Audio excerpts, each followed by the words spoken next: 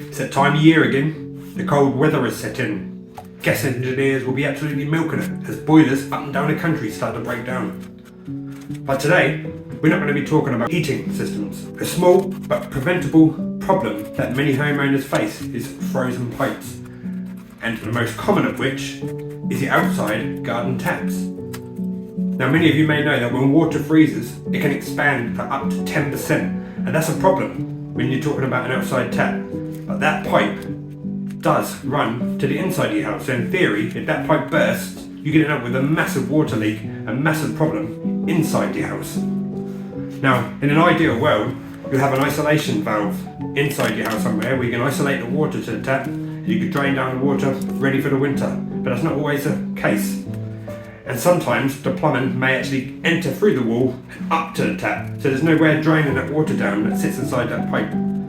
So the least we can do is insulate that tap and try and prevent it from freezing in the first place. Now, the little device I'm going to show you, dirt cheap. You can get it from Screwfix here in the UK. It cost me about £7, and a length of pipe lagging, which is about £2 a length. Dirt cheap, dead easy to do. You can do it in 5 minutes.